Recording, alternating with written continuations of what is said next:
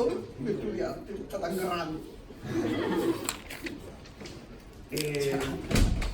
Para que sepan, dentro de las muchas cosas que está haciendo el Fernando, hay una proto-idea de hacer una colaboración con gente de kinesiología de acá, que ellos trabajan en rehabilitación. Un poco, ¿te acuerdas, Francisca? Que lo que tú, Francisca, preguntaste, que mucho de lo que él mencionó ayer, en el fondo lo que está detrás, la gran pregunta que él, por simplificar, no la dijo, era, recuerden, que él decía que todo esto que se gatillaba de que el astrocyto pasaba de ser, ¿no es cierto?, un freno, la lógica, capaz que él hable hoy un poco de eso en la clase, ¿no? Pero la lógica es que cuando hay un insulto, ¿no es cierto?, un daño al sistema nervioso, hay una primera defensa, ¿no es cierto?, de refrenar ese daño. ¿Se acuerdan que yo les decía la importancia, por ejemplo, de frenar el glutamato, que se va liberando y genera excitotoxicidad, bla, bla, bla? Y hay lo que se conoce como la costra glial, y los astrocitos secretan una gran cantidad de interleuquinas proinflamatorias y genera un evento inflamatorio que contiene el daño, que no se expanda, ¿ok? Y en el fondo lo que busca Fernando en su línea de investigación es ver cómo pasa el astrocito finalmente a tener un carácter más bien antiinflamatorio y promotor de, en este caso, mielinización, ¿ya? Y que eso depende de la actividad neural. ¿Se acuerdan que él lo mencionó? Que había que estimular las neuronas para que se gatillara esto. Y eso sienta las bases para justificar, digámoslo así, no es necesario justificarlo, pero digamos, está el mecanismo que sienta las bases de por qué es tan importante que un paciente con esclerosis múltiple, con infarto, con accidente cerebrovascular, haga terapia conductual motora. Y sabemos que si un paciente, por ejemplo, tuvo un infarto motor que quedó con parálisis, ¿no es cierto?, con hemiparálisis, y esa persona hace rehabilitación, hace ejercicio, se recupera más. Entonces esto de alguna manera nos dice, bueno, si efectivamente las neuronas están descargando, capaz que reclute a todos estos, ¿no es cierto?, oligodendroglías, etcétera, etcétera, ¿ya?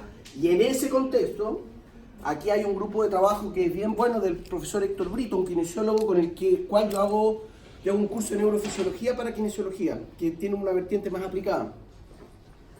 Y ellos tienen pacientes, están trabajando con eso y tomándonos un tecito con el profesor Fernando, tratando de, conversamos para tratar de hacer una unidad de investigación, una línea de investigación acá. Y básicamente lo único que faltan muchas cosas, por cierto, pero una de las cosas que falta es mano de obra. Y usualmente en la universidad la mano de obra son los incautos estudiantes de pregrado que se interesan en estos temas. Pero para que sepan, él les mostró ayer, ¿se acuerdan cuando mostró el agradecimiento? Hay dos estudiantes de medicina, ahora están en tercero, que eran ayudantes míos, y por eso yo los llevé al laboratorio, y ya se subieron a una presentación a un congreso internacional y probablemente van a salir en un paper. ¿Okay? Entonces, de nuevo, por si a alguien le interesa, probablemente cuando aparezca en esta iniciativa, está bueno de repente participar, aunque no sea el tema que más los cautive, porque es bueno ver cómo se hacen los experimentos, tener esa lógica, y porque de pasadita es relativamente fácil, es más fácil lo que a priori uno cree como estudiante de pregrado, subirse, me refiero a ser autor de una presentación, un congreso al menos, ¿ok? Para que lo tengan presente, ¿ya? Ok, entonces un punto que evidentemente ayer yo no. Lo que estábamos mencionando ayer, ¿no es cierto? Es la lógica de. Recuerden entonces, es importante que recuerden, ¿no es cierto? Esto sería el mecanismo de biosíntesis de las hormonas tiroideas. Lo clave, la biodisponibilidad de yodo, ¿no es cierto? La importancia del yodo de la dieta, el balance, bueno, se excreta a través renal, bla, bla, bla, pero básicamente, ¿no es cierto? Si hay yodo disponible, todos estos mecanismos que ayer mencionábamos, etcétera, y como yo les enfatizaba desde esta diapositiva, recordar que, ¿no es cierto?, qué es lo que hace TSH, la hormona estimuladora de la tiroides, ¿no es cierto?, es acelerar este proceso, la endocitosis, la proteólisis, ¿no es cierto?, de esta collar de tirosinas yodadas, que es la tiroglobulina yodada básicamente, y una vez que estos ya están cortaditos y yodados, al ser liposolubles, ¿no es cierto?, empiezan a difundir a través de la membrana de la célula folicular al plasma, ¿no es cierto?, y al plasma sanguíneo. Y este es el proceso que acelera TSH, y lo que yo les mencionaba, ¿no es cierto?, que estimula que la célula haga un proceso que es muy parecido a una fagocitosis. ¿Ok? Entonces en esta caricatura, que ayer yo me la pasé, eso es lo que se trata de ilustrar, ¿no es cierto? Que esto yo creo que, esto salía en un libro antiguo, ¿no es cierto? Pero es un guiño a un clásico análisis que se hacía antes histológicamente, que a ustedes, a los estudiantes de medicina, ¿no es cierto? Uno le mostraba cortes coronales de glándula tiroidea, entonces ustedes tenían que, en virtud del análisis, decir cuál era que había sido estimulada con TSH. Entonces, si se fijan, esto sería, no me gusta mucho la leyenda, pero es el folículo tiroideo normal, esto sería basal en ausencia de TSH, lo clásico, y cuando es estimulado con TSH lo que uno ve es que el lumen, ¿no es cierto?, de este coloide disminuye y que las células están evidentemente más turgentes, ¿no es cierto?, lo que nos sugiere que efectivamente lo que está ocurriendo es que ante la estimulación del receptor de TSH, el proceso que uno observa es, ¿no es cierto?, la endocitosis de gran parte del coloide, incluyendo, por cierto, la cadena de hormonas tiroideas, ¿ya? Entonces, este proceso, recuerden, va a ser clave, ¿no es cierto?, el tono, hipotálamo, hipofisiaria, va a ser clave en la viabilidad y la mantención de un tono de hormona tiroidea, llamémoslo fisiológico, ¿no es cierto?, normotiroidismo, eutiroidismo. Y esto es lo que, ¿no es cierto?, en el caso que haya poca disponibilidad de yodo, es lo que la célula responde de manera, ¿no es cierto?, estocástica, y en vez de generar la endocitosis del coloide, empieza a proliferar, y en ese contexto entendemos que se genera la hiperplasia e hipertrofia en el hipotiroidismo primario, ¿ya? Y eso es por estimulación de TSH, porque como yo les decía, cuando se han dado, que es muy poco prevalente, pero hay casos, y en investigación es más fácil hacerlo, cuando el hipotiroidismo se debe a que no se expresa el receptor de TSH, hay hipoplasia. Y uno ve que hay una, ¿no es cierto?, una hipotrofia de la glándula tiroidea. ¿Ok? Ya, vamos a pasar ahora entonces a hablar, espero que, bueno, si hay dudas, evidentemente.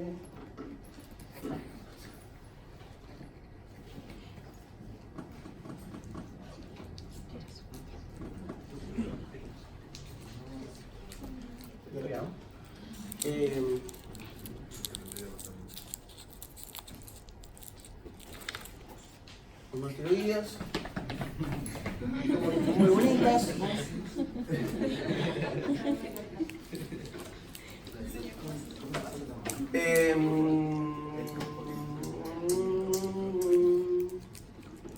Profe, el otro día se me pasó lo mismo y la profe tuvo que apagar el congelador, hizo el suyo, pero al final terminó. No, pero.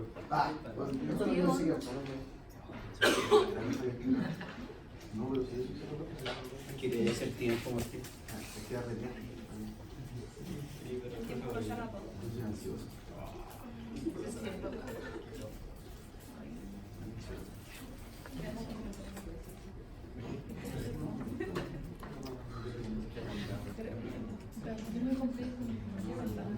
Ya, glándulas adrenales, entonces. Recuerden un concepto que es clave, que ustedes tienen que tener, ¿no es cierto?, es la lógica de la primera respuesta homeostática, lo que yo a veces caricaturísticamente digo, la primera línea de defensa, ¿no es cierto?, en retener una variable dentro de su rango, la local, una segunda que es el balance sistema simpático-parasimpático, y lo que quiero enfatizar ahora es casi la última respuesta que tenemos, que es la simpatoadrenal. Me interesa particularmente para que le presten atención a que ustedes sean capaces, porque esto es un error común que uno ve, que en parte puede ser porque yo soy muy acelerado y no lo describo bien. Preocúpense de entender, porque no es lo mismo hablar de respuesta simpática que simpatoadrenal. ¿Ya? Entonces tiene que quedarnos tremendamente claro qué es lo que implica anatómica y funcionalmente la diferencia, ¿ya? Pero vamos a partir desde el aspecto más general primero, hablando de las glándulas suprarrenales, ¿no es cierto?, o glándula adrenal, ¿no es cierto?, adyacente a los riñones. No me quiero detener mucho en aspectos anatómicos porque seguro que los conocen mejor que yo, pero recuerden que al igual que en general todo el territorio renal, incluyendo las glándulas adrenales, está muy ricamente irrigado. Tienen una presión arterial muy alta, están recibiendo, ¿no es cierto?, gran cantidad de oxígeno y también es lavado, el contenido de la glándula llega rápidamente al sistema y eso es importante. ¿Ok? Y lo que siempre llama la atención en la glándula adrenal es que hay un determinismo estructural muy claro. Ya la relación anátomo-funcional es muy evidente en la glándula suprarrenal, en la cual sabemos que la corteza, ¿no es cierto?, es una corteza trilaminar, en la cual podemos distinguir, ¿no es cierto?, la corteza glomerular o zona glomerulosa, que eminentemente es la productora de aldosterona, la corteza media, ¿no es cierto?, la corteza fascicular o zona fasciculata, no sé cuál será la nomenclatura que ocupen ustedes, que es básicamente glucocorticoides, y por lejos de los glucocorticoides el cortisol es el más importante. Recuerden que es la hormona del estrés, hay muchas, pero la hormona del estrés es el cortisol.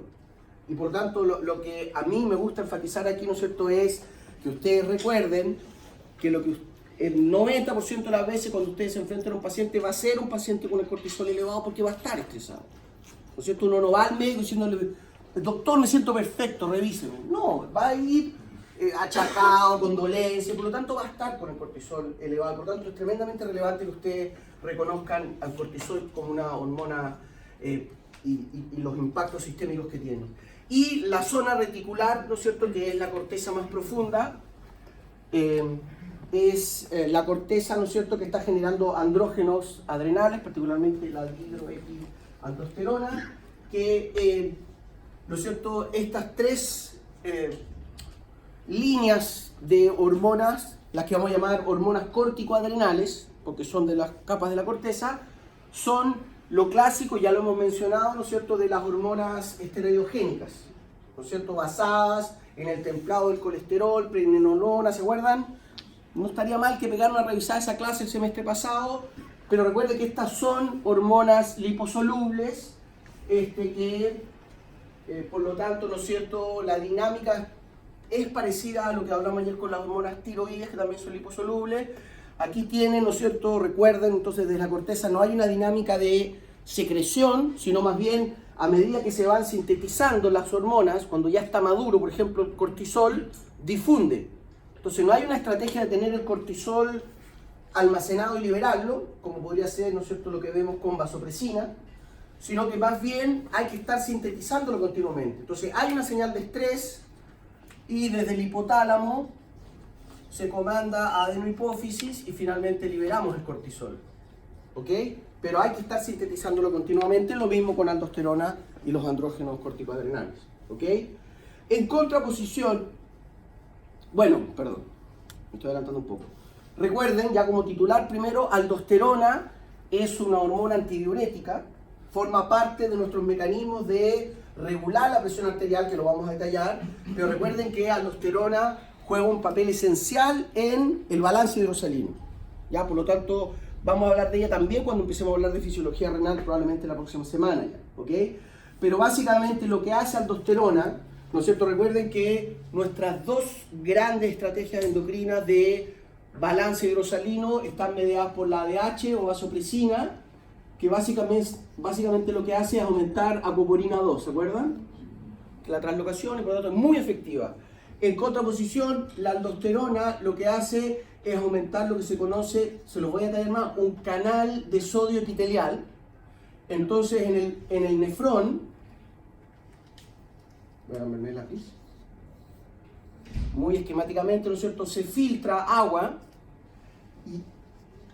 y en todas estas zonas de una resolución a nivel distal están los blancos, al igual que para ADH están los blancos de la aldosterona, los receptores nucleares, que aumentan. Entonces imaginémonos ahora aquí las células epiteliales, en el epitelio del túbulo distal, aquí aumentan la expresión de canales de sodio, por lo tanto se reabsorbe sodio y por la diferencia de gradiente osmótico se arrastra agua también. ¿Ya? Entonces en general cuando hablamos del balance de agua, antidiurética es más eficaz porque directamente lo que hace es promover el paso del agua a través de una apoporina. La aldosterona lo que hace es recuperar sodio, genera un desbalance osmótico y eso arrastra el agua. ¿Sí? Por lo tanto, la aldosterona juega un papel mucho más importante desde el punto de vista de la hipertensión, porque es hipernatremiante, nos genera retención de sodio. Y el sodio, tanto porque somos buenos para comer sodio, y es casi una pandemia, probablemente es una pandemia, ¿no es cierto?, la hipernatremia y la hipertensión concomitante, juega un papel muy relevante, y de hecho hay, ¿no es cierto?, algunos fármacos que son antagonistas de las funciones de aldosterona, precisamente con una estrategia antihipertensiva, ¿ya? El cortisol, por lo demás, recuerden, respuesta al estrés, y por lo tanto inmediatamente tienen que asociarlo a un efecto hiperglicemiante e hipertensor. ¿Ok? Y los andrógenos adrenales en particular entran en balance, entran en equilibrio con andrógenos gonadales, y por lo tanto están aportando indirectamente, y vamos a ver que eso también es relevante, a señalizar al eje hipotálamo pituitaria gónada.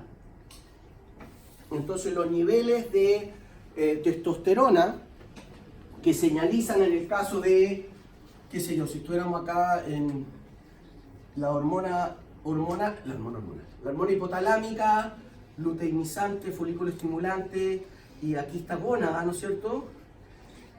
En el caso del testículo, la hormona masculina, ¿no es cierto?, testosterona, dihidrotestosterona señaliza río arriba, pero además los andrógenos señalizan río arriba. ¿Se acuerdan que una característica de las hormonas esteroidales es que son relativamente promiscuas con sus receptores? No son muy específicas como las hormonas peptídicas.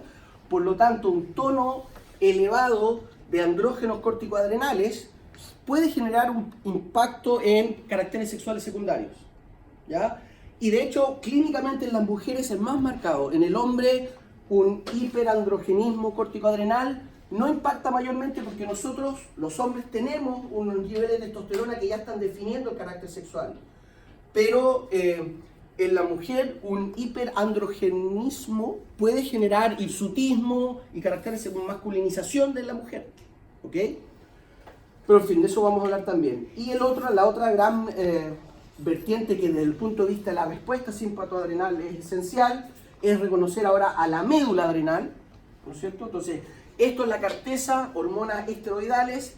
En la médula adrenal lo que encontramos son células cromafines, que son células ectodermales, por lo tanto son muy parecidas a una neurona, y son liberadoras de noradrenalina y adrenalina.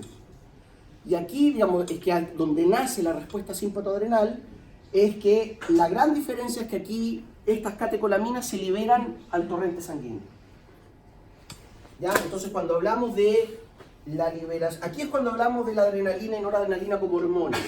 Muchas veces uno dice, son neurohormonas, porque podemos reconocer a la adrenalina, por ejemplo, en el nervio simpático cardíaco, y ahí evidentemente una estimulación paracrina sináptica, y ahí es un neurotransmisor formalmente, en contraposición que cuando la noradrenalina viene por la circulación coronaria, es una señalización endocrina como hormona, y también va a generar a través de receptores beta un gran trabajo cardíaco. ¿Ok? Entonces, la noradrenalina y la adrenalina desde la médula adrenal, la característica que tienen es que aumentan muchísimo la respuesta simpática. ¿Ok? Y básicamente, para seguir con el mismo ejemplo del corazón, la lógica sería, si este es nuestro corazón, no es muy anatómico mi dibujo, entonces imagínense que aquí estamos liberando noradrenalina, aquí están los receptores beta, por todos lados están los receptores, los cardiomiocitos ventriculares, etc. Entonces la respuesta simpática sería netamente esta, ¿no es cierto?, desde el punto de vista del tono adrenérgico. Hay un pelo largo. Pero además, por la circulación coronaria, si es que se está liberando catecolamina desde las células cromofines, bañamos el corazón con noradrenalina. Entonces, cuando hay una respuesta simpatoadrenal, el corazón está siendo estimulado paracrina, que es lo mismo que sinápticamente, y además endocrinamente. Entonces, cuando le llega la noradrenalina desde el nervio simpático, desde la terminal simpática, y por las arterias coronarias, la actividad cardíaca se va a las nubes. ¿Ok? Y la respuesta simpatoadrenal es mucho mayor que la respuesta simpática y la respuesta adrenal por separados. Es lo clásico de las propiedades emergentes, en el caso que aquí 1 más 1 es más que 2. ¿Entienden esa lógica, no? Si solo hay un aumento de la actividad desde las células cromafines, ustedes debieran esperar, es adrenalina, son receptores beta, tienen que esperar un aumento de la contractibilidad, una taquicardia refleja, bla, bla, bla. Si aumenta el tono simpático, lo mismo, porque lo que ve el cardiomiocito es que se estimulan los receptores beta, ¿ok? Pero cuando es en conjunto, la respuesta es muchísimo mayor que la suma de ellos por separado. ¿Ya? Y esa es la estrategia de la respuesta simpatoadrenal. ¿Puede haber una respuesta adrenal sin necesidad de que haya una simpática? O sea, En la práctica es muy raro que ocurra. ¿Siempre es como un complemento de Sí, sí, vamos a ver por qué. Pero efectivamente hay también una suerte de actividad circadiana y la médula adrenal, estas células cromofinas, tienen una actividad basal y por lo tanto puede darse que en algunos contextos la respuesta simpática esté baja, pero el tono de actividad de la célula cromafin no se condiga con los niveles de adrenalina simpática, ¿ya? Pero lo que vamos a ver es que la principal regulación de las células cromafines de la médula adrenal es hipotálamo a través del sistema nervioso autónomo, la primera sinapsis. En la práctica, se lo voy a mostrar en otro esquema, las células cromafines de la glándula adrenal corresponden a la segunda neurona del sistema simpático. ¿Se acuerdan que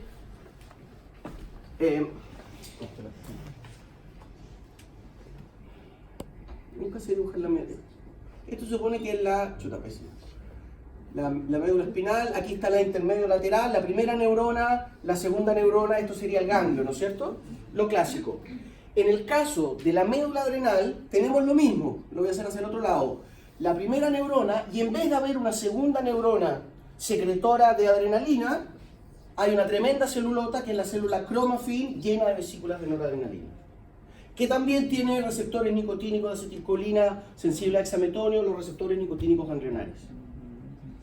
¿Ya? Entonces, es la misma lógica del sistema nervioso autónomo simpático, pero en vez de haber una segunda neurona que señaliza sinápticamente, localmente en alguna zona, ahora es una tremenda celulota, se llama cromafin porque la noradrenalina y la adrenalina, el catecol, se oxida y se ve oscuro, pero la liberan al torrente sanguíneo, y por eso yo les decía que aquí la irrigación es muy grande y eso ayuda a que rápidamente esto se distribuye por todo el cuerpo. ¿Ok? Pero bueno, esto lo vamos a enfatizar, y esto sí se da, ¿no es cierto?, es una respuesta al estrés. Recuerden, es cuando ya el sistema, los mecanismos locales, el sistema nervioso simpático por sí solo no está siendo capaz de manipular bien, ¿no es cierto?, me refiero a mantener una variable regulada. La descarga simpatoadrenal realmente genera, ¿no es cierto?, una tremenda descarga hiperglicemia, hipertensora, etcétera, etcétera. ¿Ya? Entonces vamos a hablar primero precisamente de la adrenalina en las células cromafines, ¿ya? Y aquí recordarles primero, lo vamos a ver en neuro, también lo vamos a ver con mucho detalle, las catecolaminas, esto ya parece que lo mencioné en neuro, ¿no? Es agrupar a todas las neurotransmisores que tienen un anillo catecol, es decir, un fenol dihidroxilado. Esto es una catecolamina.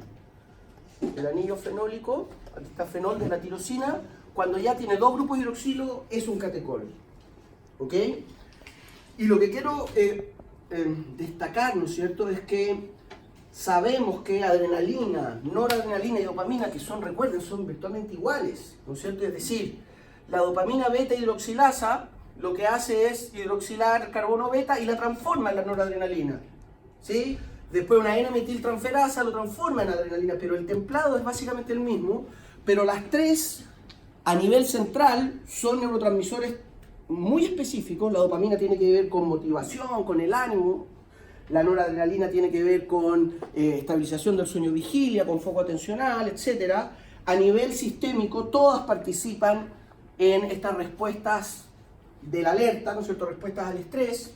En general siempre asocian a las catecolaminas con hipertensión, son hipertensivas, ¿ok? Porque están participando en esta respuesta, ¿ya? Y aquí es clave, en general, para que sepan, ¿no es cierto?, es la tirosina hidroxilasa. En la síntesis de las catecolaminas, generalmente lo que se hace es marcar la célula con el anticuerpo contra la tirosina hidroxilasa, porque es la etapa limitante en la producción de las catecolaminas. ¿Ya? creo que ayer lo mencioné, ¿no? Pero la tirosina, este aminoácido es muy abundante en nuestros alimentos, además nosotros lo podemos derivar desde la fenilalanina, ¿ok? Por lo tanto, en general no hay problemas de biodisponibilidad del sustrato, pero sí la tirosina hidroxilasa que va a generar levodopa, que es el precursor de dopamina, ¿no es cierto?, es una etapa limitante. El levodopa, por ejemplo, es lo que se le da a los pacientes con Parkinson. En el Parkinson, recuerden que hay una neurodegeneración específica de neuronas dopaminérgicas en el sistema nervioso, bla, bla, bla, bla, bla, bla. Y lo que uno hace, una de las estrategias para elevar los niveles de dopamina, dado que se está perdiendo por la neurodegeneración, es que el paciente consuma dopa, o levodopa, porque es el isómero, ¿ok? Y con eso inmediatamente se convierte en dopamina. ¿Ya? Lo que quiero enfatizar con eso es que una vez que se genera dopa, es muy fácil que arranque toda la síntesis de catecolamina. ¿Ya? Y en general lo que se hace, ¿no es cierto?, es que nosotros tenemos en nuestro sistema, tanto encefálico como sistémico, tenemos varios sets de enzimas que están regulando el paso de una hacia la otra. Entonces, por ejemplo, existen las monoaminoxidasas, que se conocen como las MAO. Este es el monoamino, ¿no es cierto? Y por lo tanto oxida las catecolaminas y las inactiva. Y uno de los principales mecanismos de inactivación de las catecolaminas a nivel genérico. Es tanto así que, y eso si tenemos tiempo lo vamos a ver en neuro, que los antidepresivos de primera generación se conocen como los IMAO, los inhibidores de la MAO. Porque tú inhibes esta y la dopamina cerebral permanece más tiempo porque no se oxida. ¿Ok? Y los otros que son tremendamente importantes a nivel sistémico son las COMT, las catecol ortometiltransferasa, otro tipo de enzima que metila el catecol y lo inactiva. ¿Ok? Entonces, de nuevo, por ejemplo, cuando uno a un paciente con Parkinson le da levodopa, el precursor, este atraviesa fácilmente la barrera hematoencefálica a través de transportadores específicos, uno le tiene que dar inhibidores de las COMT, porque si no este se va a degradar rápidamente. ¿Ok? Entonces es importante saber que es un mecanismo de señalización. Las catecolaminas, dopamina, noradrenalina y adrenalina, es un mecanismo muy exitoso de señalización, tanto periférica como central, y por lo tanto es esperable que hayan varios enzimas claves que están regulando sus niveles. ¿Ok? Pero bueno, respecto a lo que nos convoca, ¿no es cierto?, lo que les quiero enfatizar es la lógica esta de la respuesta simpatoadrenal al estrés. ¿Ya? Entonces, tal cual como yo les estaba diciendo en este esquemita pésimo, que está más bonito, ¿no es cierto?, es la lógica de reconocer que estas células cromafines son, en la práctica, una neurona adaptada. ¿Ok? Entonces, no son una neurona, no es la postganglionar que genera un tono sináptico sobre su blanco, sino que es una tremenda celulota que secreta las catecolaminas como hormona. ¿Ok? Y por lo tanto, su respuesta es más bien endocrina, ¿no es cierto?, es más globalizada. Entonces, la estrategia simpática es local, pero dado que el sistema nervioso simpático, finalmente, esta cadena de ganglios paravertebrales reclutan a todos los órganos, es una respuesta solidaria. Y la otra estrategia solidaria es endocrina, de frente. ¿Ya? Y lo otro que hay que saber, ¿no es cierto?, es que los receptores nicotínicos presentes en las células cromafines, es decir, la postsináptica, ¿no es cierto?, son de menor afinidad por la acetilcolina que los que están presentes en las neuronas de los ganglios simpáticos. ¿Ok? Y eso, que tenga menor afinidad, es una buena cosa porque eso nos permite separar las señales. Entonces, si necesitamos un aumento del tono simpático, por ejemplo, se levantaron temprano, no alcanzaron a desayunar, se vienen corriendo, que al médico glicémico, el sistema simpático, ¿no es cierto?, va a tender a generar un escenario hiperglicemiante, pero no consumen nutrientes, y empieza a haber una mayor descarga de acetilcolina. El hipotálamo, ¿no es cierto?, glucosensor detecta que hay un estrés, hay baja combustible disponible en el plasma, y ahora empieza a liberarse más acetilcolina, aumenta la respuesta simpática, Pero ahora sí reclutamos a estos receptores nicotínicos que necesitaban más acetilcolina porque tienen menor afinidad. Y ahí pasamos de repente a una respuesta que es simpática, que está aumentando de a poco el estruje del hígado, la actividad cardíaca, y de repente uno ve que ¡brum! Realmente hay un gran aumento de la actividad de la respuesta a la alerta, que es la descarga de adrenalina. ¿Sí? ¿Queda claro, no es cierto? Entonces, podemos tener una respuesta simpática sin tener una simpatoadrenal, y es fácil de argumentarlo, puesto que con esta necesitamos menos acetilcolina. Son de alta afinidad, por lo tanto, con pequeño aumento de acetilcolina reclutamos la segunda neurona en la vía simpática, pero no reclutamos las células cromafines. Pero no podemos tener una respuesta simpatoadrenal sin tener la simpática aumentada.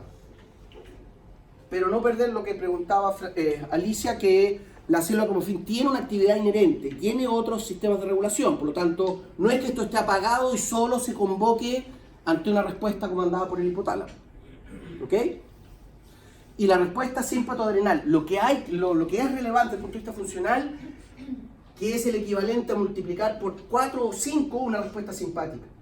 Entonces uno puede estar viendo, estoy inventando, pero imagínense que estamos viendo la actividad cardíaca, estamos estimulando, por ejemplo, hipotálamo, y uno ve que la frecuencia cardíaca empieza a aumentar, y de repente, ¡bum!, aumenta tremendamente. Y uno dice, aquí se disparó la respuesta simpatoadrenal. En el fondo actúa cuando el estrés es muy prolongado de la persona. Sí, en parte sí, pero principalmente recuerden, cuando el estrés es muy intenso o muy rápido. Entonces, la respuesta simpatoadrenal se gatilla más rápidamente cuando hay un cambio muy brusco. Recuerden que nuestros sistemas son bien conservadores, les gusta mantener la variable regulada, por lo tanto, si hay una perturbación muy intensa o muy rápida, eso es un estrés muy intenso. Pero evidentemente, si por ejemplo, en el caso de un paciente, lo que el análisis, no lo puedo haber hecho acá, pero lo clásico, ¿no es cierto? Un paciente que se anda con lumbago, o una persona que anda con un cálculo renal, y lo típico, no, si se me va a pasar, y anda días y días con dolores. Hay gente que pasa meses con dolores, con malestares, ¿ok? Y seguro que esa persona va a estar con la respuesta simpatoadrenal activada. Y eso lo genera, lo posiciona en un escenario hiperglicemiante, diabetogénico e hipertensor. Entonces, si además es una persona, como el grueso de todo, ¿no es cierto?, que tiene cierta susceptibilidad a ser hipertenso, el tener la respuesta simpatoadrenal crónica, digámoslo así, te puede gatillar la hipertensión. Entonces, parte de que tener la presión alta sea una comorbidad tan habitual es porque nuestros sistemas de alerta son naturalmente hipertensores. Porque dentro de la lógica, recuerden, fisiológica, siempre lo que se apuesta es a bombear sangre rica en azúcar, y por eso es hiperglicemiante, hacia el cerebro, hacia los músculos locomotores, etcétera, etcétera. ¿Ok? Los principales estímulos del sistema simpatoadrenal, la hipovolemia, particularmente la hemorragia. No es lo mismo perder medio litro de sangre por 6 horas que perder medio litro de sangre en 2 segundos. Un corte, imagínense, un corte feo, si se corta la azúcar. La hemorragia, que es perder mucho volumen en poco tiempo, es una de las respuestas, lo que convoca la respuesta simpatoadrenal de manera más intensa. ¿Ok? Y de nuevo, podría ser contraintuitivo. Muchas veces los estudiantes preguntan, bueno, pero ¿por qué vamos a querer aumentar la presión arterial? Porque eso va a generar que si estamos con una hemorragia severa se pierda más sangre, ¿no? Y sí, es cierto, pero la lógica es que no queremos perder la presión de perfusión hacia el cerebro. Porque si la glicemia en el territorio encefálico cae por debajo de los 50 miligramos por decilitro, por pocos segundos uno se desmaya. Y puede morirse, de hecho. ¿Ok?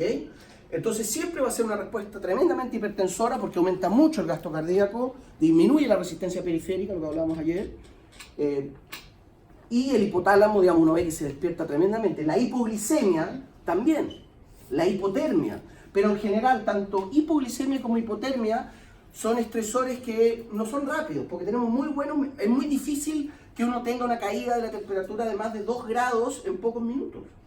Porque nuestro sistema termorregulador es muy bueno, generamos mucho calor. Entonces, realmente para sufrir una hipotermia uno tiene que estar al menos unos 5 minutos en un escenario de, o sea, si uno se cae, claro, al agua en la Antártida, en 2 minutos, probablemente te da una hipotermia porque además después que te sacan el frío te caló, digamos, ¿ok? Pero muy difícil que uno tenga una hipotermia severa. La hipoglicemia también, en condiciones normales es muy raro que uno tenga una hipoglicemia aguda. El caso que sí es más bien clínico, que es un paciente que se inyecta la insulina intravenosa. Pero de manera natural nosotros tenemos el glucagón que nos está aguantando y por lo tanto la glicemia va cayendo muy tenuamente. Y si nosotros no desayunamos y nos mantenemos en un ayuno desde, qué sé yo, la noche previa, la glicemia realmente se mantiene por un muy buen rato. ¿Ok? Entonces la práctica hipovolemia, la hemorragia, es uno de los estímulos que efectivamente uno ve, es un escenario real en que se genera una respuesta simpatoadrenal muy grande. El dolor también, recuerden, dolor y ansiedad. Esas son lecturas que hacemos a nivel amigdalino, vamos a hablar de eso después en neurociencia, pero está muy conectado nuestra neurobiología de las emociones con el hipotálamo, que todos lo sabemos intuitivamente, ¿ok? Entonces, efectivamente, cuando uno está con dolor, genera una respuesta al estrés muy grande. La ansiedad también, la ansiedad, digamos, lo que nos genera, ¿no es cierto? Cuando hay, qué sé yo, trastorno de ansiedad generalizado, lo que uno siente es el cuerpo en alerta. Entonces, recuerden esto, el cuerpo y el cerebro es una sola cosa, digamos, no lo separemos. Finalmente es un escenario que estamos preparados para actuar, no para pensar. Entonces uno está en una sensación de alerta, de peligro, de algo que va a pasar, uno no puede razonar bien y se consolida, entonces es muy difícil manejar la angustia. Pero es una respuesta muy robusta. ¿Ok? Y, de nuevo, si se consolida, prevalece en el tiempo, ahora vamos a ver que además se recluta no solo la médula adrenal, sino que la corteza adrenal, y sobre esto descargamos cortisol, que también es hiperglicemiante, que también es hipertensor, y ahí sí que nos podemos ir a la vez. ¿Ok? Entonces la relevancia de manejar el estrés rápidamente. Melatonina nos plancha literalmente la respuesta simpatoadrenal. ¿Ok? La melatonina tiene una ascendencia bien fuerte sobre la respuesta simpatoadrenal, sobre el cortisol. ¿Ok? Pero esta respuesta es clave tenerla presente, tenerla clara. ¿Ok? En términos específicos, ¿a qué nos referimos cuando nos referimos a la respuesta simpatoadrenal al estrés? Recuerden, la estrategia es básicamente dual. Aumentar el gasto cardiorrespiratorio. ¿Se acuerdan? Ayer hablamos del gasto cardíaco. El gasto respiratorio es lo mismo. ¿Cuánto volumen de aire desplazamos por minuto?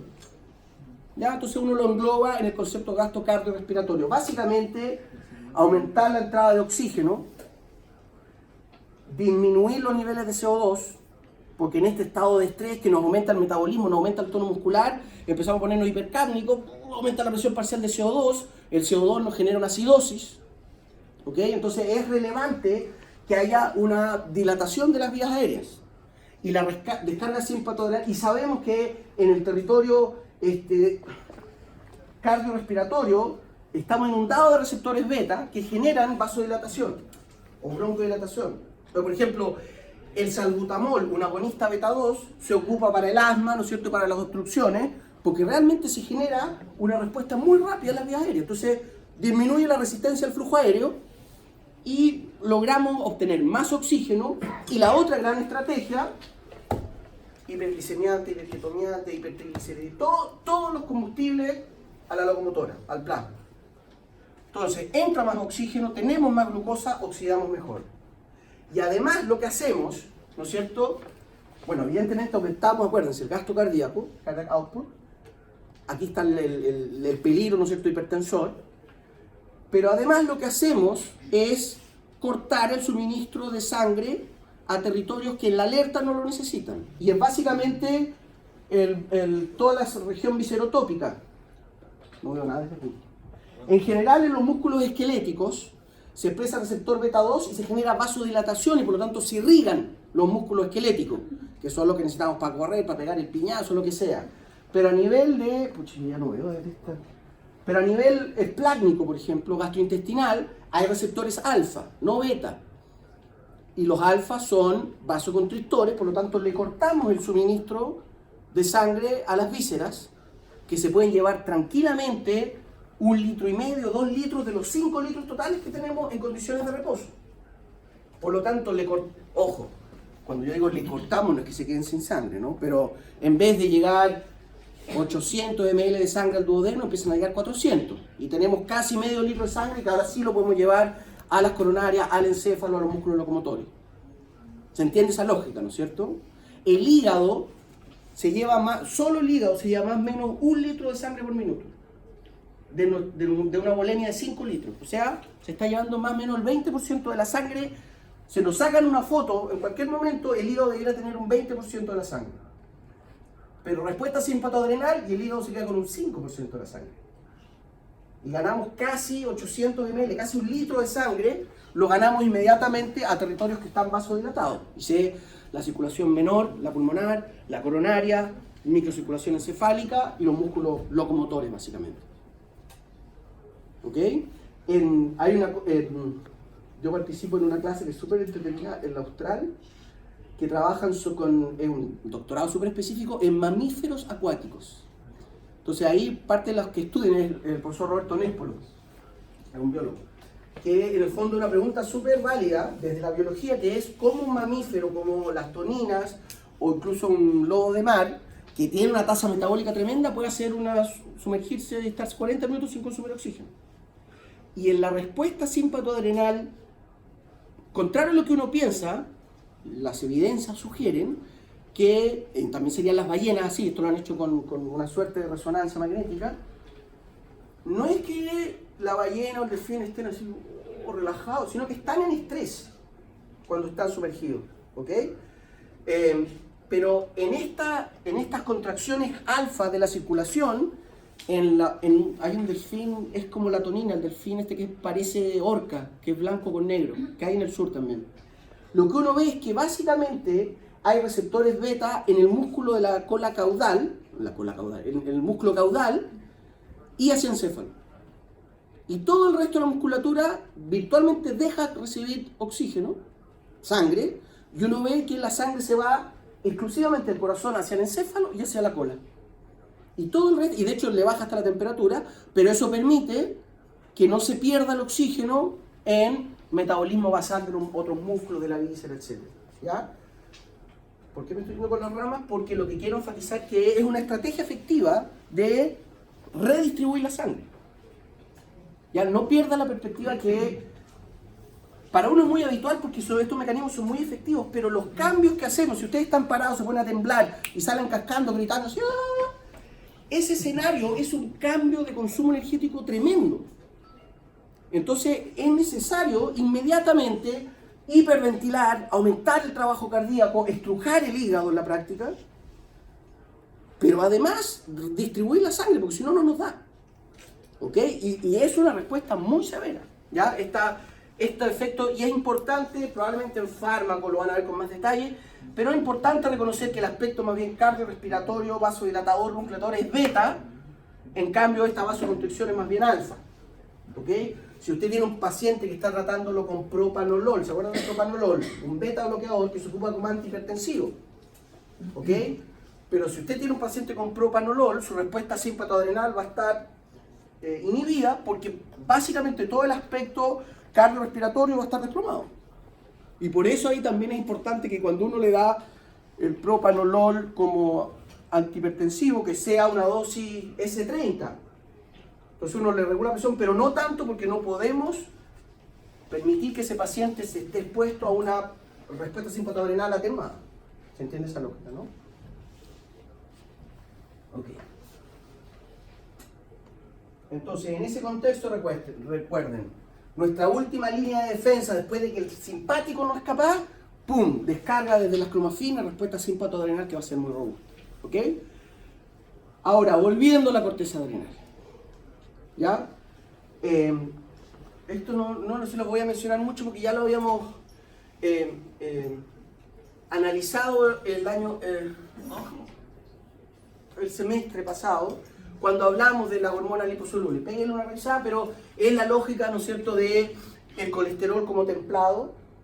¿Sí? Estamos en la corteza adrenal, ya cambiamos, ¿sí? La pregnenolona como el precursor inmediato y la característica de la síntesis de las hormonas corticoadrenales, recuerden que son pasos muy simples, ¿se acuerdan de esa lógica? ¿No es cierto? Tenemos el anillo que parece colesterol, no sé lo que viene, y son pequeños maquillajes a la molécula, una hidroxilación, una aromatización, bla, bla, bla, y se va transformando rápidamente en glucocorticoide, mineralocorticoide, andrógenos, etcétera, etcétera. ¿Ya? Entonces, es muy efectiva la síntesis, y eso es relevante porque recuerden que la estrategia aquí no podemos almacenar la hormona. Por lo tanto, la única manera de aumentar los niveles de cortisol es acelerar la síntesis. Por lo tanto, se hace relevante que estos sean procesos simples, ¿no es cierto? Y que sea muy abundante la vacuola de colesterol en las células esteroidogénicas. ¿Ok? Y aquí se da un aspecto bien interesante. Recuerden que tenemos, ¿no es cierto?, aldosterona, cortisol y andrógenos corticoadrenales. Y en esto que yo les he mencionado, ¿no es cierto?, que la característica del sistema endocrino, que es altamente jerárquico, regulado, bla, bla, bla, las tres cortezas, las tres capas de la corteza responden de distinta manera al eje hipotálamo pituitario. ¿Ok? Entonces, lo clásico, lo que yo les mencionaba, lo del cortisol. Aquí hay la clásica regulación en que CRH, la hormona corticotrópica hipotalámica, estimula adenopófisis, que libera ACTH, la hormona estimuladora de adenocorticotropina, que a su vez estimula, ¿no es cierto?, la corteza fascicular y se genera el cortisol. El cortisol genera una playa de efectos que ya los vamos a escribir e inhibe arriba. ¿Sí? La clásica regulación, y sabemos que en la corteza fascicular se expresa un receptor específico, MC2R, ¿no es cierto?, que promueve la síntesis de cortisol y cortisol inhibe arriba. Esto es una regulación clásica. Los andrógenos, ¿ok?, todo lo que es la corteza reticular está controlada pero no regulada por el eje. Es decir, expresa receptores de ACTH también, pero no inhiben arriba. Entonces los andrógenos corticoadrenales están sujetos al eje del cortisol. Es decir, hay un estrés, aumenta ACTH, aumenta cortisol y van a aumentar los andrógenos adrenales también. Y estos van a ir a inhibir la vía reproductiva. ¿Ok? O en contraposición, parece que yo lo puse lo puse al revés en el ejemplo. Siempre hago lo mismo. Pongo un ejemplo y lo hago por otro lado. Cuando hay hipocortisolismo, bueno, que aquí se da un caso que es particular. Bueno, voy a ver con eso. Pero, por ejemplo, cuando hay hipocortisolismo, porque la corteza tiene hipofunción, ¿ok? Lo que uno ve es que van a aumentar los niveles de ACTH, ¿sí? Y por lo tanto uno ve que hay un aumento de los andrógenos corticoadrenales. Porque ACTH estimula también acá. ¿Sí? ¿Cuál es lo que yo les quería mencionar que no se van a confundir? Porque cuando hay un hipocortisolismo, aumenta ACTH. ¿Sí? Recuerden, el cortisol inhibe hacia arriba. Pero cuando el cortisol está elevado por el estrés, también está elevado el ACTH. Pero eso es porque el hipotálamo está sensando el estrés. Que era el ejemplo que discutíamos ayer. ¿Ya?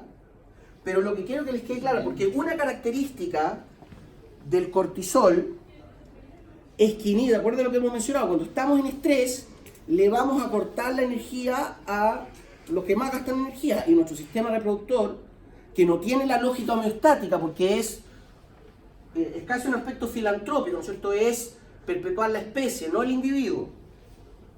Por lo tanto, inmediatamente le cortamos el suministro. Entonces, la misma lógica cuando mencionamos una célula endotelial estresada por estrés oxidativo, deja de producir óxido nítrico y se salva ella. Aquí, cuando el sistema está estresado, le cortamos la energía al ciclo menstrual, a la espermatogénesis, y ahí obtenemos un montón de energía, estoy simplificando un poco, para mantener el individuo viable. ¿Ok? Entonces, es importante reconocer que el cortisol tiene un tremendo efecto inhibidor directo sobre la vía hipotálamo pituitaria gonadal, en machos y en hombres y mujeres. Pero además, a través de los andrógenos, compiten y también señalizan río arriba. Porque el andrógeno también, al igual que la testosterona o el estradiol, van a inhibir el eje reproductor, si quieren verlo así. E incluso cortisol inhibe a nivel de hipotálamo y inhibe la libido. Entonces cuando uno anda estresado, lo que menos quiere es cuchicuchi, porque está estresado. Y tiene esa lógica de salvaguardar energía. ¿Ok? Eso lo vamos a mencionar específicamente, pero entonces quiero que quede claro. Cortisol está sujeto a regulación, lo clásico, retroalimentación negativa. Andrógenos está controlado pero no regulado. ¿Se entiende la diferencia, no? Y el sistema, y la aldosterona, ¿no es cierto?, la corteza glomerular, virtualmente no es afectada por ACTH. La aldosterona está sujeta a la regulación de, lo que vamos a mencionar ahora, nuestro principal sistema de regulación de la presión arterial, que se conoce como el sistema renina-angiotensina-aldosterona. No sé si lo habrán escuchado, probablemente sí, ¿no?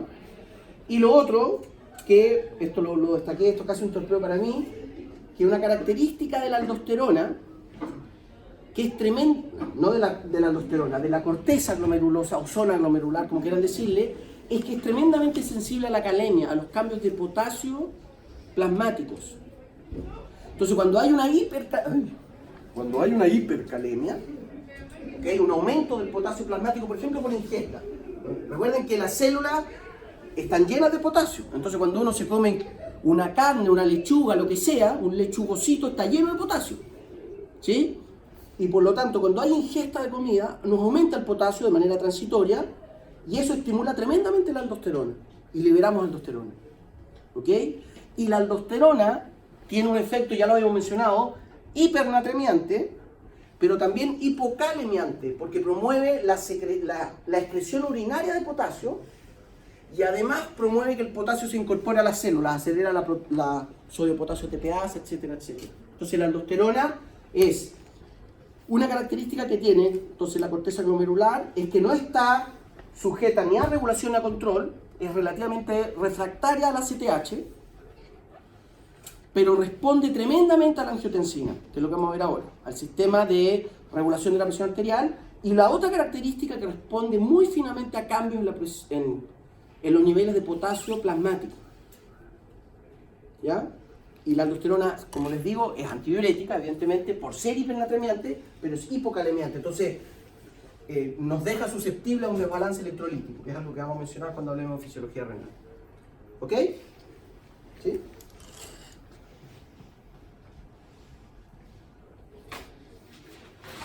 Aquí está lo que yo les mencionaba, ¿no es cierto? La aldosterona,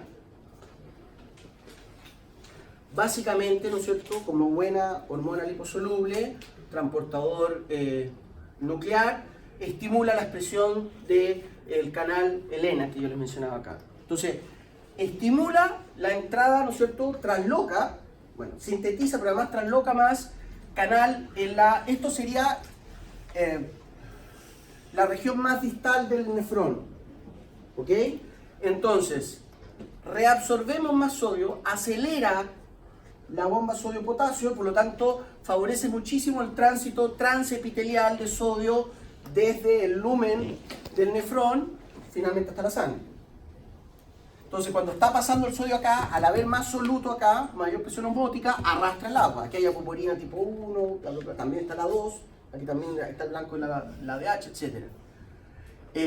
Pero también, aquí está marcado en este esquema, ¿no es cierto?, promueve estimula un tipo de canal de potasio, que de hecho se conoce como esto lo vamos a ver también más detalle cuando hablamos renal. Esto es Big Potassium Channel, el gran canal de potasio, porque realmente es un canal tremendo y genera que excretemos mucho potasio. Entonces cuando hay, por ejemplo, hiperaldosteronitis, el paciente tiende a estar hipertenso por la hipernatremia y está hipocalémico, porque está excretando el potasio. ¿Ok? Pero bueno, lo que les quiero mostrar es... No sé por qué lo hago tan chiquitito. Voy a agrandar esa pinta. Porque este no lo hemos visto, ¿no es cierto? Ahí. Ah, pero estoy dejando el scope. Es tan bajo. ¿Qué hago? ¿Por qué?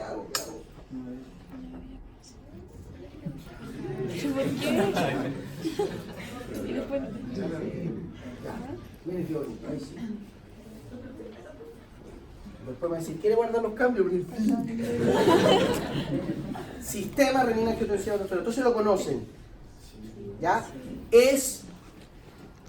A ver, cuando empecemos y cuando ya terminemos de ver lo cardiorrespiratorio, es bien importante que ustedes reconozcan, ¿no es cierto?, en nuestras respuestas a las grandes variables. La presión arterial ciertamente es una variable que tenemos que mantener finamente regulada. Lo que es la respuesta rápida, refleja, y la respuesta consolidada. ¿Se acuerdan cuando ayer mencionábamos que en el balance ácido-base, cuando aumenta el CO2, los protones, bla, bla, bla, hay una respuesta rápida, refleja, hiperventilatoria, y una respuesta más consolidada, que es la reabsorción renal de bicarbonato, bla, bla, bla? Que esa es más consistente, es más robusta, pero la refleja es más rápida y por lo tanto se hace cargo de la primera oscilación de la variable. Y muchas veces con esa es suficiente. En el caso de la presión arterial lo mismo. ¿Ok? La primera línea de defensa, el primer mecanismo homeostático que se dispara cuando hay, para seguir la misma lógica aquí, imaginemos que hay una hipotensión. A veces es lo que se conoce como la hipotensión ortostática, que hay gente que es muy sensible a eso, particularmente cuando estamos más viejos, que es, ¿sabes lo que es la hipotensión ortostática? Que es cuando uno se para rápido y se marea porque, imagínate, estás acostado. Esto le pasa a los hipertensos, que tienen los vasos más rígidos y no tienen regulación. Entonces estás acostado con un gasto cardíaco bajo, etc. Y te paras rápido y por gravedad pasa un par de segundos, más de un ciclo cardíaco, en que te llega poca sangre arriba. Solo por gravedad. ¿Ok? Y ahí se genera una lectura, ¿se acuerdan del reflejo varoreceptor en la carótida? Se siente esa pérdida. De hecho, hay casi medio litro de sangre que cuando uno se para rápido no llega al cerebro en pocos fracciones de segundo. No, en pocos segundos, son segundos, 2-3 segundos, ¿ok? Y en ese momento, todo seguro que todos lo hemos experimentado en algún momento, pero hay gente que realmente le puede dar un mareo heavy, ¿ok? Entonces, en ese caso, cuando hay una hipotensión, esa hipotensión refleja, la primera respuesta, no lo duden, son los varoreflejos. El reflejo que hablamos ayer, glosofaringeo vagal, en ese caso sería hipotensión, el seno carotidio, ¿no es cierto? Aquí estaría el cuerpo carotidio, el quimiorreflejo, el que es pulsátil, entonces pulsa menos y por lo tanto inhibe menos el corazón, descarga menos, esto es vagal, descarga menos acetilcolina, por lo tanto el corazón se acelera y eso no sube la presión inmediatamente. ¿Ok? Y probablemente cuando yo les digo ese caso de hipotensión ortostática, con el reflejo varoreceptor es suficiente. ¿Ok? Pero eventualmente lo que podría estar pasando es que esa hipotensión también se lee a nivel del riñón. Y sabemos que este mecanismo se lo voy a explicar con precisión cuando hablemos de fisiología renal. Pero por ahora, que estamos enfocándonos en la aldosterona, pero quiero que veamos el cuadro total, lo que quiero que recuerden es que cuando disminuye el flujo renal de sangre, el flujo arterial renal, genera una hipertensión refleja. Y lo que sabemos es que cuando decae la perfusión renal, el flujo sanguíneo arterial, se libera renina desde el aparato yuxtaglomerular. Y la renina es una enzima que degrada el angiotensinógeno, una prehormona hepática, y lo transforma en angiotensina 1. Y la angiotensina 1 pasa rápidamente a angiotensina 2 a través de la enzima convertidora de angiotensina. Y la angiotensina 2 es nuestro principal hipertensor sistémico. ¿Ok? Entonces lo que sabemos es que la angiotensina 2, la particularidad que tiene es que es un péptido bastante resistente a la proteólisis plasmática. ¿Se acuerdan de esa característica clásica de nuestro plasma sanguíneo que es bien proteolítico? La angiotensina 2 aguanta, ¿ok? Tiene una vida media un poquito más extendida que lo habitual, esperable para una proteína plasmática, ¿ok? ¿Y qué es lo que hace la angiotensina 2? Aumenta la actividad simpática de manera importante. En las terminales, imaginemos que esta es la terminal de esta neurona simpática que está liberando noradrenalina, ¿no es cierto? O adrenalina. Aquí, en la presináptica, hay receptores de angiotensina. Entonces, la angiotensina llega, estimula la terminal y se libera más noradrenalina. Receptores presinápticos es la terminal presináptica de las terminaciones simpáticas. Entonces, todo lo que es simpático, que es hipertensor, aumenta. Además, lo que estamos mencionando, la angiotensina acelera tremendamente la síntesis de aldosterona en la corteza glomerular. Y por lo tanto empezamos a retener sodio, retener agua. Un efecto antidiurético que nos aumenta la presión. Además, esto que está aquí es la hipófisis, por cierto. ¿Okay?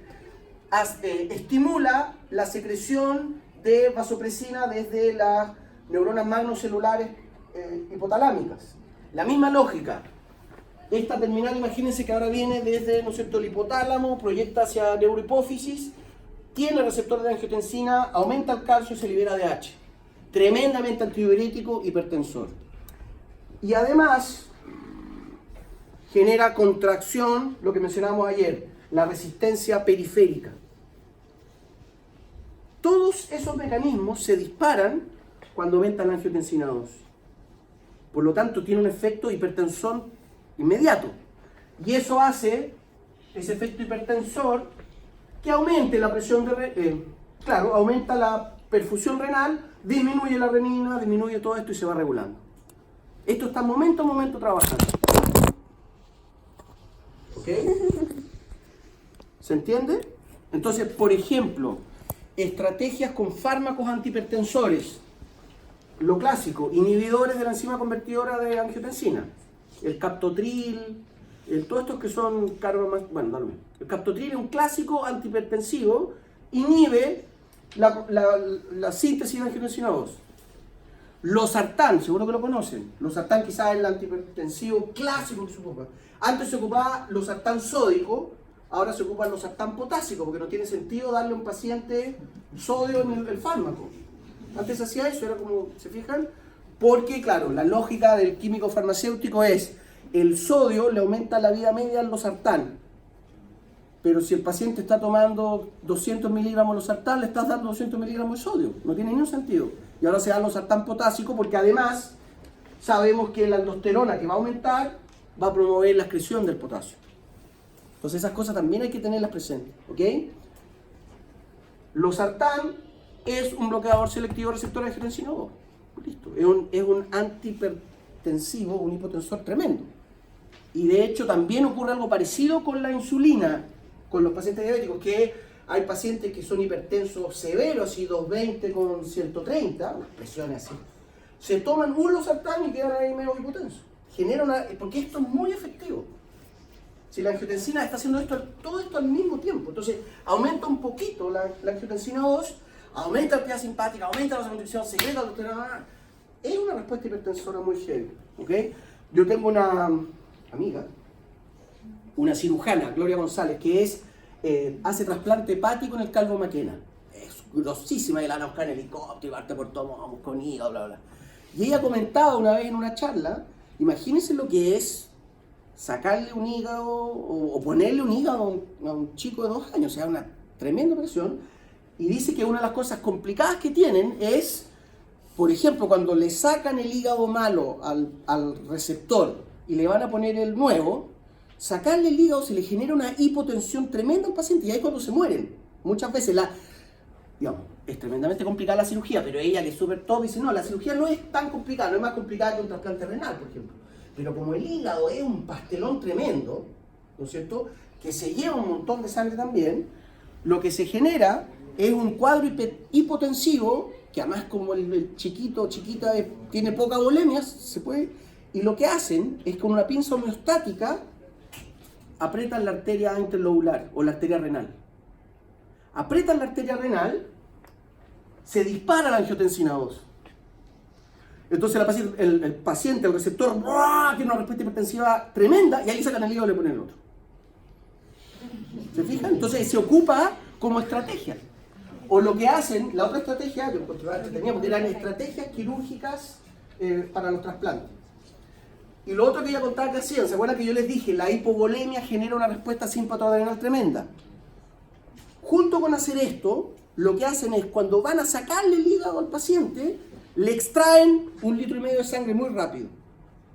Le extraen 1,5 litros de sangre, se genera una respuesta simpatoadrenal tremenda, la aprietan acá, estimula la respuesta renina, después le ponen el hígado y le vuelven la sangre. Pero se aseguraron que está tremendamente... ¿Entienden lo que estoy diciendo, no? Le saca la sangre, respuesta simpatoadrenal, hipertensora, le ponen el hígado y después le vuelven a poner la sangre. Entonces, es relevante conocer estas cosas porque son estrategias que se ocupan posteriormente. ¿Ok? Entonces quiero que lo tengan claro, la aldosterona participa, ¿no es cierto?, en nuestra respuesta, nuestra principal mecanismo de regulación de la presión arterial. Esto está definiendo nuestro tono de presión arterial. Uno es 120/80 por esto. Si hay un cambio, el reflejo varoreceptor es el homeostático que nos lleva a esto. Pero nuestra presión arterial es por el tono de angiotensina y sus efectos sobre sus blancos, que lo estamos mencionando. ¿Ya? ¿Se entiende eso, no es cierto? Ok. Cortisol. Perdón. Y recuerden entonces también la lógica de la aldosterona, cuando empecemos a ver renal, que el problema con la aldosterona es esto del desbalance electrolítico que yo les digo, que es retenedora de sodio, excretora de potasio. Entonces, en un escenario hipertensor por hiperaldosteronismo, además hay hipernatremia y tendencia a la hipocalemia. ¿Ok? Pero de eso lo vamos a elaborar más. Cortisol, esta sí que es la hormona que a mi parecer ustedes deberían tener más considerada, ¿no es cierto? Canónicamente la hormona del estrés. ¿Ya? Cuando uno ve, lo primero que hay que recordar es que el cortisol, porque uno muchas veces lo enfatiza como el malo de la película, pero el cortisol es tremendamente importante para la viabilidad de nuestro consumo energético, ¿ya? Y sabemos que el cortisol tiene una gran espiga en el día, ¿no es cierto?, es inhibido por la melatonina. Entonces cuando bajan los niveles de melatonina, se disparan los de cortisol, ¿ya? Pero recuerden, la dosis hace el veneno. El cortisol es una hormona necesaria, nos aumenta la actividad cardiovascular, al igual que el sistema simpático, ¿no es cierto? La actividad basal que tiene es relevante, es parte de los aportes consistentes a mantener un buen gasto cardíaco, una buena presión encefálica, etcétera, etcétera. ¿Ok? Entonces recuerden, durante el día, particularmente al comienzo, es una caricatura, ¿no? Pero en las primeras horas del día, al igual que la hormona tiroidea, tenemos, ¿no es cierto?, una espiga de cortisol, un aumento de cortisol, y a medida que va cayendo el día, y en rigor es a medida que va aumentando la melatonina, el cortisol va cayendo. ¿Ya? Hay una regulación circadiana que es muy clara, desde el circadiano y paraventricular y ACTH, pero además la melatonina disminuye la ACTH. En la adenohipófisis hay receptores de melatonina que inhiben ACTH.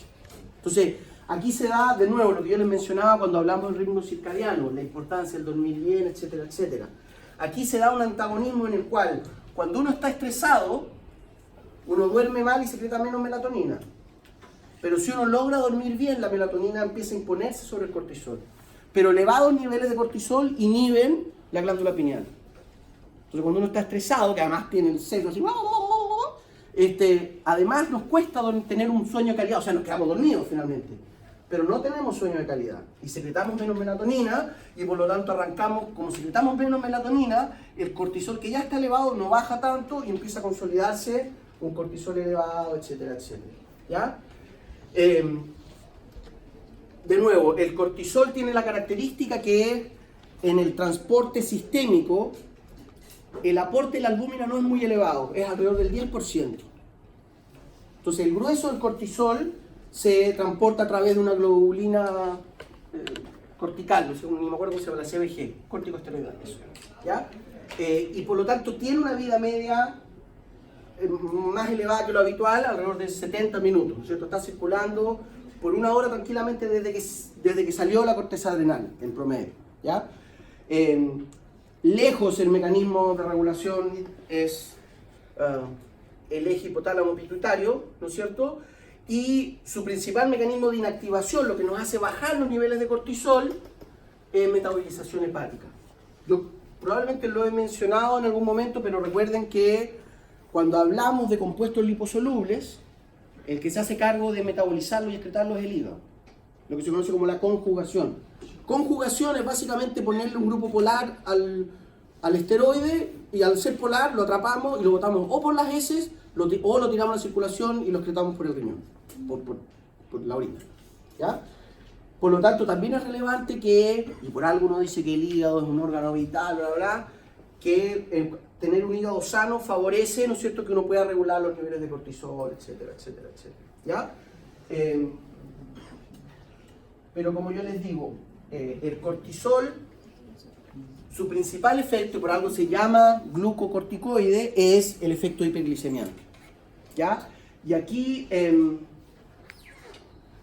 términos del metabolismo de la glucosa, lo que es relevante es que el cortisol promueve la hiperglicemia básicamente a través de gluconeogénesis hepática, etcétera, etcétera, pero además el escenario que genera es un escenario de resistencia a la insulina, y ese es el peligro de mantenerse estresados por mucho tiempo.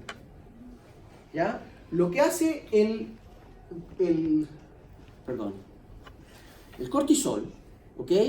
Primero, la estrategia, cuando hablamos de respuesta simpatoadrenal, hace exactamente lo mismo en el hígado. Es decir, la primera línea hiperglicemiante es la glucogenólisis. Aprovechar el glucógeno que está ahí y degradarlo y generar glucosa. Además, el cortisol promueve la neoglucogénesis, o gluconeogénesis, no sé cómo decirlo. Por lo tanto, las dos estrategias están al servicio mental de la glicemia. Ese escenario hiperglicemiante que está el cortisol, ¿no es cierto?, con su vida alta, promueve secreción de insulina. Entonces, cuando estamos con el cortisol elevado, tenemos una tendencia a estar hiperglicémicos, hiperinsulinémicos. ¿Sí? Porque la hiperglicemia es el principal estimulador de las células beta del páncreas. Pero además, y aquí viene la parte mala, el cortisol inhibe a GLUT4. Y de hecho, no solo inhibe a GLUT4, sino que desacopla la respuesta de la insulina a GLUT4, la translocación. Entonces, en el escenario de un cortisol sostenido, lo que empieza a ocurrir es que estamos hiperglicémicos, hiperinsulinémicos y no respondemos a la insulina. Entonces es un escenario diabetogénico, pero así de libro. Y de nuevo, el problema del estrés es que podemos consolidar el cortisol crónico, vamos a consolidar eventualmente una resistencia a la insulina. ¿Ya? Entonces eso es un problema.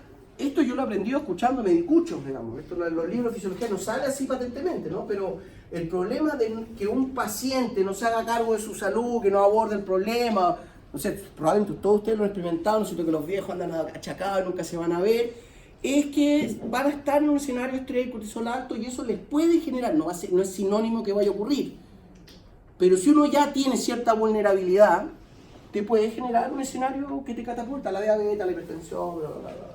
¿Ok? Pero bueno, primero, desde el punto de vista fisiológico, uno de los aspectos más importantes, más allá del manejo de la glicemia, porque pequeñas descargas de glucocorticoides son buenas, ¿no es cierto? Nos generan, como les digo, ¿no es cierto?, un aumento de glucosa que la manejamos relativamente bien. Somos buenos para manejar la glucosa cuando estamos sanos. Pero otro es que aumenta mucho el gasto cardíaco, y el tono de cortisol fisiológico que se descarga desde la corteza adrenal favorece a tener una cantidad de receptores beta en el corazón acorde con lo que necesitamos.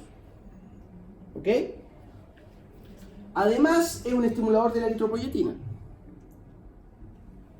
a nivel renal. Por lo tanto, nos favorece tener un hematocrito elevado. Y cuando hay hipocortisolismo, uno de los problemas es que puede haber una suerte de anemia-like, un escenario parecido a la anemia, porque efectivamente el hematocrito empieza a caer por baja estimulación de la eritropoyetina, ¿ya? Pero sin embargo, el efecto de cortisol, ¿se acuerdan que yo les he mencionado que el cortisol tiene este aspecto más complejo que no obedece siempre una respuesta fisiológica porque precisamente está en la frontera fisiológica? Entonces genera estas respuestas que uno dice, pero esto no tiene mucha lógica homeostática. No la tiene, esa es la verdad. Entonces es que nos genera resistencia a la insulina, nos resiste a mayor análisis fisiológico, pero es porque sabemos que es, estoy caricaturizando un poco, ¿no?, pero es la última chance que tenemos de bajar la variable y mantenerla regulada, y en ese contexto el cortisol se despreocupa de estar a tono con el CO2, le pega el chancazo a la variable, ¿ok?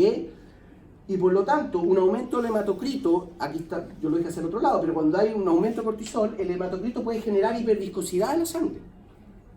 Y cuando la sangre es más viscosa, generamos sobrecarga ventricular, porque la sangre es una mermelada y el corazón ahora tiene que movilizar una columna, ¿no es cierto? Cuando se abre la válvula aórtica, la columna de sangre que tiene que desplazar, la poscarga, es mucho mayor, porque la sangre está más espesa. ¿Ok? Entonces genera problemas cardíacos. Y lo otro que es muy evidente en el cortisol es que tiene un efecto antiinflamatorio, y por eso se ocupan los corticoides también, y es inmunosupresor.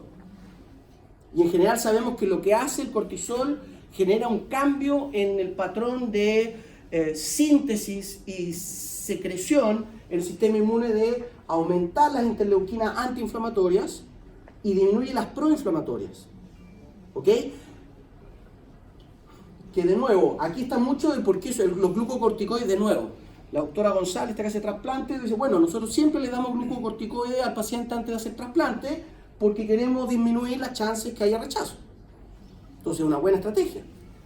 Pero también sabemos que cuando estamos estresados somos mucho más vulnerables a enfermarnos, porque estamos inmunosuprimidos.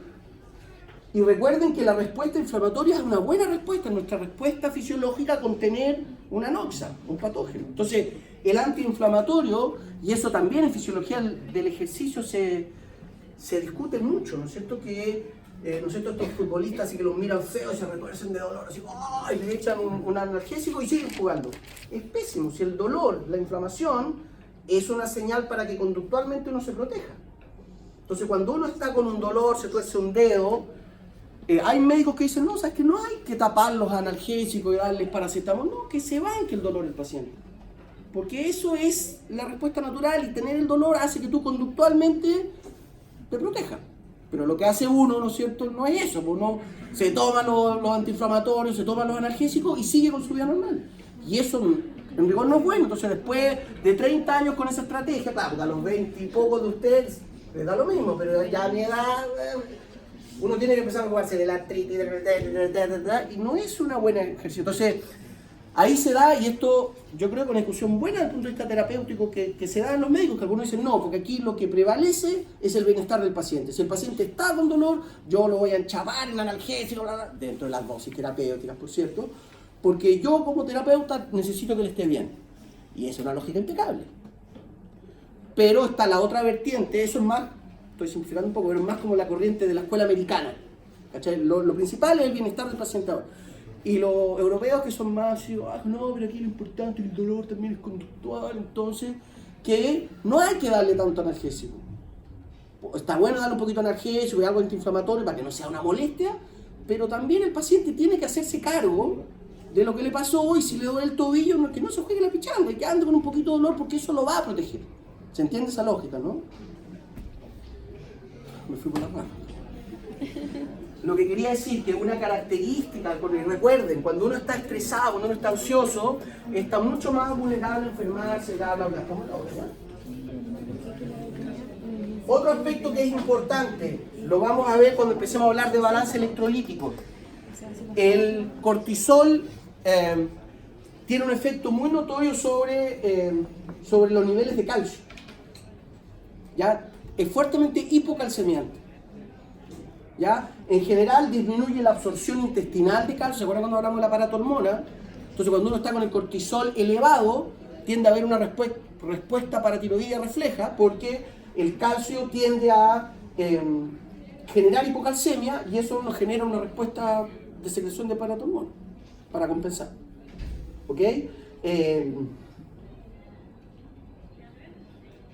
Y lo otro que va un poco en la línea de lo que yo les decía de las funciones fisiológicas, ¿no es cierto? Que el tono de cortisol a nivel fetal es muy importante para la viabilidad del desarrollo en términos de talla y maduración del organismo. ¿Okay? En particular, por ejemplo, cuando hablemos del surfactante alveolar, en la maduración del sistema respiratorio, cuando los niños nacen con estrés mecánico porque no tienen capacidad ventilatoria mecánica, uno les da un pencazo de corticoides y ¡pum! Mejora rápidamente. ¿Okay? Entonces, es importante tenerlo presente, pero los corticoides son complejos. A nivel local, cuando uno lo ocupa tópicamente, no es tanto, pero sistémicamente los corticoides generan un montón de cosas. Pero otro aspecto que es importante, que ya lo hemos mencionado, es el aspecto sobre la neuroquímica del cerebro. ¿Okay? Y lo que yo les he dicho ya, y ustedes saben, ¿no es cierto? El cortisol nos genera inflexibilidad conductual, nos genera que estamos más irascibles, somos menos exitosos en gobernar nuestras emociones. Entonces, cuando uno anda estresado, se enoja por todo, llora hasta por los capítulos de Los Simpsons, se fija, uno se enoja y no es capaz de encontrar nuevas maneras de resolver los problemas. Realmente el cortisol se ha demostrado que inhibe la corteza prefrontal, que recuerden es nuestra corteza, ¿no es cierto?, donde descansan nuestras conductas, nuestra personalidad. Y lo otro, lo veo puesto por aquí, que el cortisol, lo que decíamos hace un rato, ¿no es cierto?, nos fragmenta el sueño y genera los dos tipos clásicos de insomnio, que es que nos cueste quedarnos dormidos, pero más común aún que lo que me pasa a mí, que yo me acuesto y me desplomo, sobre todo después de 30 cervezas, pero yo me acuesto y me duermo inmediatamente, pero me despierto a los 40 minutos. ¡Pum! Me despierto, oye, el cortisol, ¿qué tengo que dormir? Y la cabeza así. Y eso es cortisol, ¿te fijas? No necesariamente, pero el cortisol genera que uno pueda entrar en el sueño, pero se despierta, rebota. Por eso se conoce como el rebote en la vigilia. Y el cortisol nos genera ese tipo de problemas y nos cuesta entrar en el sueño REM, de eso vamos a hablar también, ¿ya? Pero esta parte en particular, ¿no es cierto?, que modifica esos aspectos más bien neurológicos, la melatonina cumple un papel importante en términos de nuevo, la calidad del sueño y forzarse a dormir bien, lo que creo que yo lo dije en algún momento, pero a mí me llama la atención que la medicina china clásica, la medicina taoísta, los médicos son tremendamente obnubilados que el paciente duerma bien, que se acueste, que duerma más, que haga terapias de sueño, que lo encuentro total, no, vaya a dormir. Pero tiene una lógica impecable en términos de que unas buenas sesiones de buen sueño inmediatamente te genera, que además es bien lógico, ¿no? Te genera que puedas distribuir tu energía, etcétera, etcétera. ¿Ok? Ya, yo creo que lo vamos a dejar hasta aquí, no me acuerdo lo que viene. Sí, lo único que les quería mencionar, perdón, es en la lógica de la respuesta simpatoadrenal versus simpatoadrenal más cortisol, lo que yo les quería enfatizar es eso, que el riesgo con el cortisol es la resistencia a la insulina que puede generar. ¿Verdad? ¿Me iba a decir algo?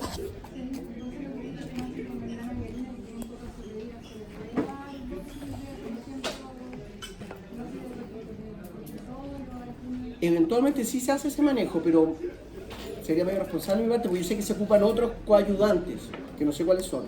Pero sí sé que no es, generalmente esos abordajes complejos no son unicausales, digamos, no ocupa solo una estrategia, sino que varias. Pero ahí no sabría decir. ¿Ya? Eso, chicos. En la tarde clase con el profesor Ortiz, ¿verdad?